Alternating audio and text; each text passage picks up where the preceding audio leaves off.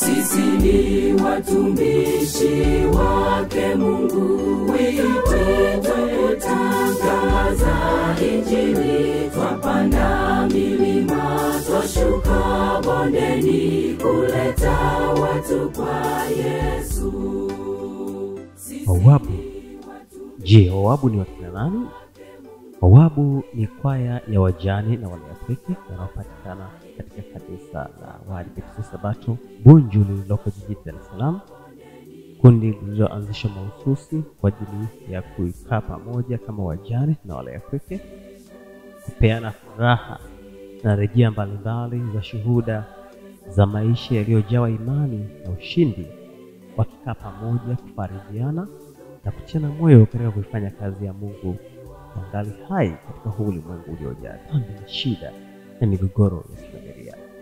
Wajane hawa waliamua kujikusanya na kuamua kumtumikia Mungu kwa njia ya uimbaji na kupeleka machapisho mbalimbali, wakitoa huduma mbalimbali za neno la Mungu ikiwemo vitabu na kadhalika.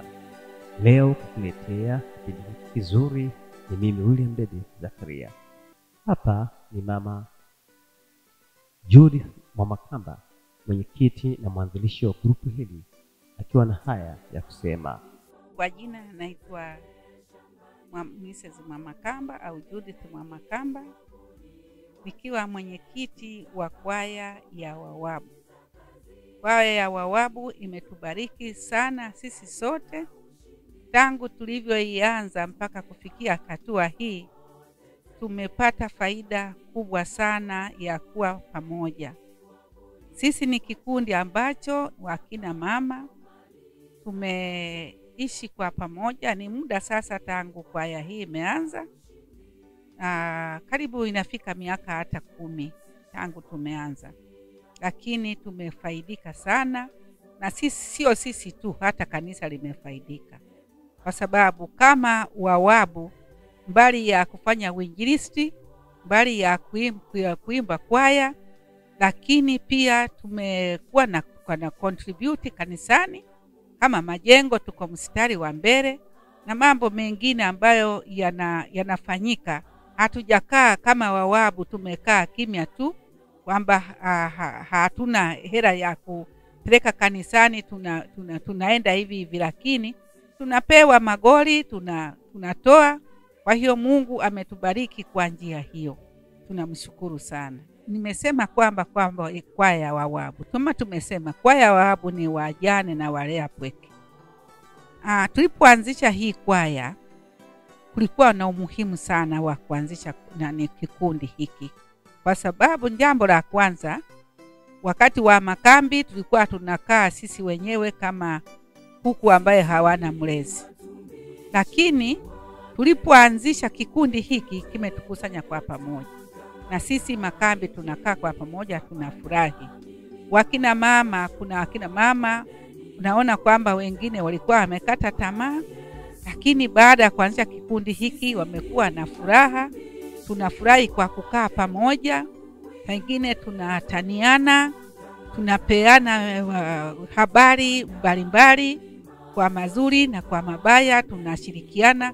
Kwa hiyo hicho kimetutia moyo, kwa sababu uwezo kukaa na mtu ambaye hajapitia mambo haya akakuelewa. Sisi tunaelewana kwa sababu tumevaa joho moja. Kwa hiyo tunafurahi kwa kuwa peleka neno ili watu waokolewe.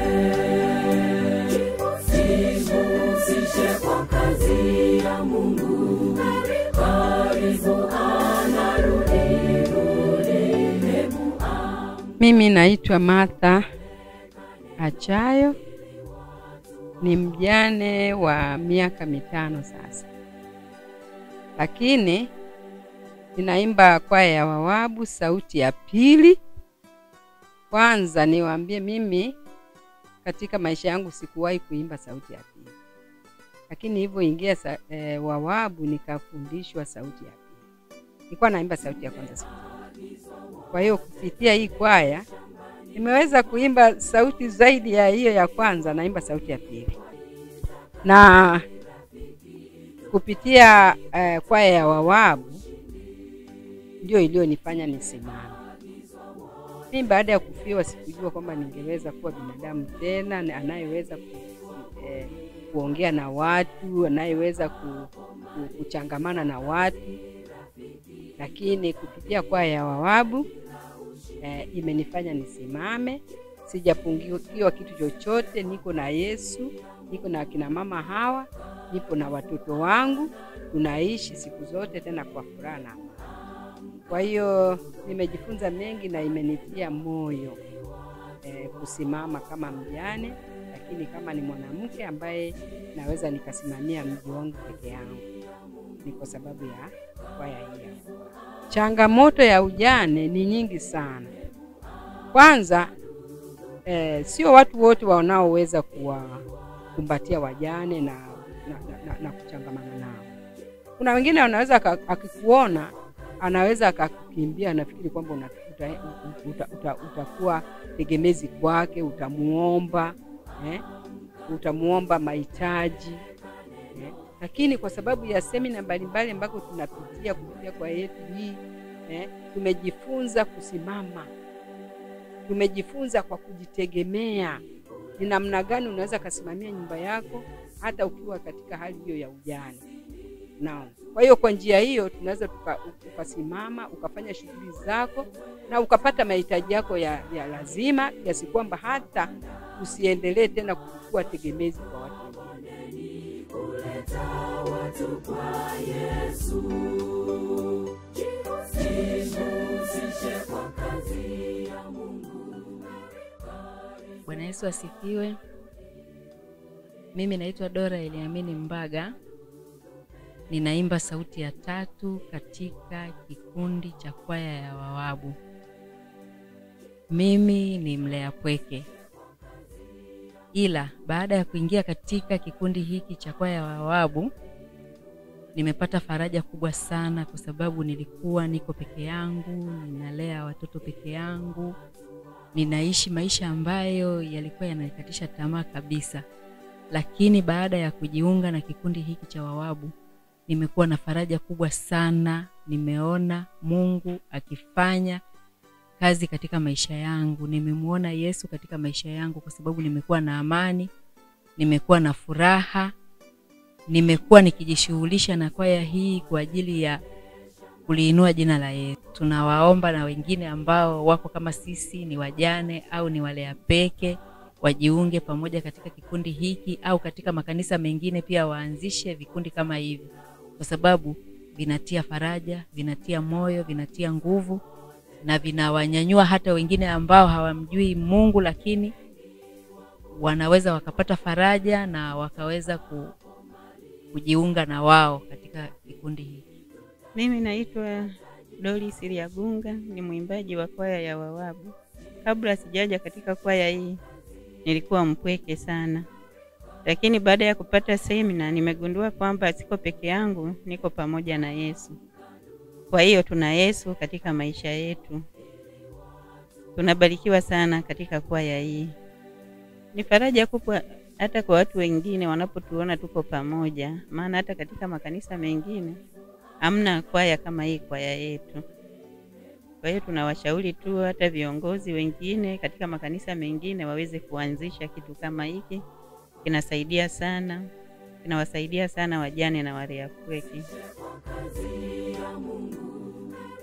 Wajane hawa wamekuwa na nyakati nzuri na za furaha za kukaa pamoja na kujivinjari katika mitoko mbalimbali ya kujifunza ukuu wa Mungu, lakini pia wakiketi pamoja na kupata semina na kupata tafakari mbalimbali na kushare udhaifu wao ni kwa namna gani ambavyo wanaweza wakatiana faraja katika kuifanya kazi ya Mungu. Hapa Mwalimu Juma akieleza kile ambacho wameweza kukifanya na wamefanikiwa kukifanya katika kwaya ya wawabu. Ni nini hasa mwito wake wa kushiriki pamoja na kwaya ya wawabu? Mwalimu Juma anaeleza. Kwa majina naitwa Baraka Juma, ni mwalimu wa kwaya hii ya wawabu. Na pia ni producer ambaye huwa ninarekodi kazi hizi za audio za wawabu pamoja na kwaya mbalimbali, lakini hapa nipo kwa ajili ya wawabu nikifanya nao kazi nikiwa mwalimu pamoja na producer, pamoja na mtunzi wa nyimbo na mtengeneza muziki pia wa kwaya hii ya Wawabu. Nina furaha kubwa kutumika na mama zangu hawa kwa sababu moja kwa moja ni wamama ambao wameamua kumtumikia Mungu kwa moyo wao wote, kwa nguvu zao zote, katika umri wao walionao, lakini wanatumika vizuri hadi mimi mwenyewe ninapata hamasa ya kusema wapo wazee wanaojitoa kwa ajili ya kazi ya Mungu haswa, na ni pamoja na hawa Wawabu. Waswahili walisema mti wenye matunda ndio unaopigwa mawe.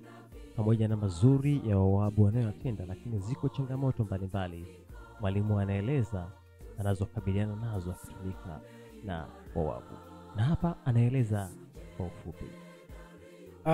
Changamoto zipo kubwa ambazo tunazipata tukiwa na Wawabu, japo wengi huko awali walikuwa wakiliona kama ni kundi ambalo halifai kuwa karibu na watu na hawaruhusiwi kuchangamana na watu, na mimi nikiwa mwalimu yapo mengi ambayo nilishauriwa nikionekana kana kwamba ninafanya mambo ya ajabu kuwa karibu na hawa mama, lakini moja kwa moja nilitiwa nguvu na Mungu kwamba hapa nilipo ni mahali salama, na ikitegemea kabisa Mungu anasema ni mume wa wajane, na anayewabariki wajane naye pia anabarikiwa. Ilinitia moyo zile changamoto kuzikabili, nikaendana nao, na mpaka sasa hivi tunaenda vizuri na mambo yanaenda vizuri pia, na utumishi unaendelea vizuri. Changamoto nyingine naweza nikasema ya kiuimbaji ni pamoja na waimbaji wengine kuwa wanakaribia kukata tamaa, lakini huwa tunawatia moyo na kuwaambia twende, Mungu yuko pamoja nasi. Mpaka sasa tuna album moja ambayo ni muonekano pamoja na sauti, na kati ya hizo nyimbo kuna ambazo tayari ziko mtandaoni katika peji ya Wawabu. Unaweza kaingia katika peji hiyo ya YouTube ya Wawabu Kwaya Bunju, ukasubscribe, ukalike na kubarikiwa na nyimbo mbalimbali. Na zipo nyimbo 8 ambazo tayari zipo kule mtandaoni na tunaendelea kuweka, na hivi tunavyokuambia ndugu mtazamaji na msikilizaji wa Wawabu, tupo tunaandaa kazi nyingine, album namba 2, na ipo mbioni kutoka mwakani tu mwanzoni. Jiandae kubarikiwa na nyimbo kutoka kwa Wawabu na Mungu atakubariki sana. Bwana Yesu asifiwe. Kwa majina naitwa Masato Michael, ni miongoni mwa walimu wa kwaya hii nzuri ya mama zetu Wawabu. Kwaya hii ni kwaya ambayo inafanya kazi ya kumtumikia Mungu katika nyanja tofauti tofauti, katika utume, lakini pia kwa ajili ya kutiana moyo wao kwa wao na wajane wengine ambao wako katika mazingira tofauti tofauti katika kanisa letu na nje ya kanisa letu. Kwaya hii inafanya vizuri katika nyimbo, na kama jinsi ambavyo mwalimu ametoka kueleza, tuna nyimbo nyingi ambazo tayari zimeshapandishwa. Lengo letu ni nini? Ni kwaje kupeleka taarifa mbalimbali za utume kwa watu wengine ambao wanafikiria kwamba huenda wajane hawawezi kuimba au kufanya jambo lolote, lakini kwa sababu wamama wa Bunju, Wawabu Bunju wamechagua kufanya kazi ya Mungu, wamesambaza hizi nyimbo kama majani katika media zetu. Ukiingia katika YouTube yetu ya Wawabu utakutana na hizo kazi ambazo wamezifanya, audio pamoja na video ambazo zimefanyika huko, lakini pia bado wana kazi nyingine ambazo zinakuja hivi karibuni.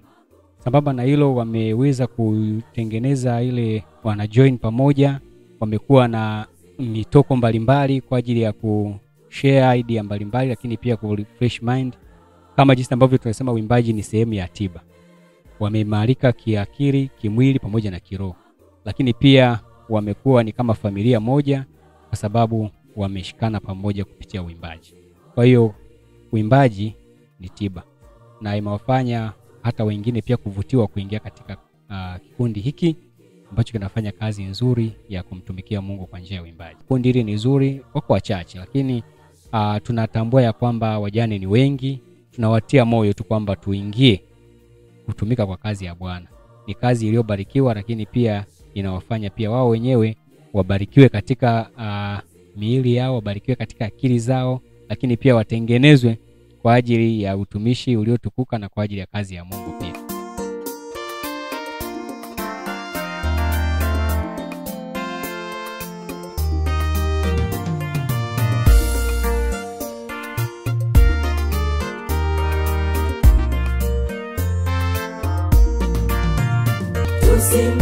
tusimame imara. Yesu jemedari mbele, magumu yote tutayashinda. Yeye ni kiongozi hodari. Tusimame imara.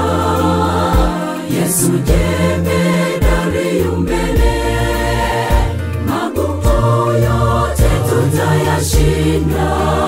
Yeye ni kiongozi hodari.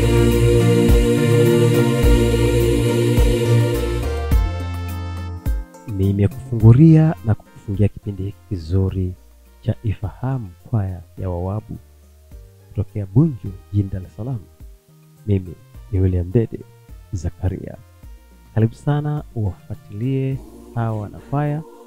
Wanapatikana katika platform ya YouTube, Facebook, Instagram na TikTok kwa jina la Wawabu Kwaya Bunju SDA Church. Karibu shiriki nasi kwa kusubscribe channel yao, like, comment pamoja na kushare ili ni ujumbe wa neno la Mungu uweze kuwafikia watu wengi. Na kuacha nao na kukuaga kwa heri na wimbo unaosema many many teferi na senesi. Bwana akubariki sana. Karibu.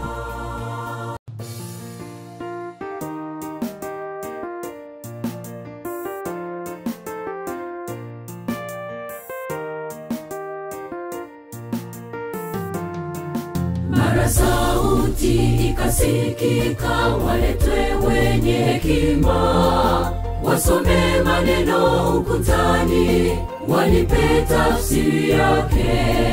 Walikuja hawakuweza, mfalme akafadhaika. Ndipo Danieli mtu wa Mungu akatoa tafsiri. Mara sauti ikasikika, waletwe wenye hekima, wasome maneno ukutani, walipe tafsiri yake. Walikuja hawakuweza, mfalme akafadhaika. Ndipo Danieli mtu wa Mungu akatoa tafsiri. Ufalume umekomeshwa, umepimwa umepungua. Ufalume umegawanywa kwa Wamedi na Wajemi. Ufalume umekomeshwa, umepimwa umepungua. Ufalume umegawanywa kwa Wamedi na Wajemi.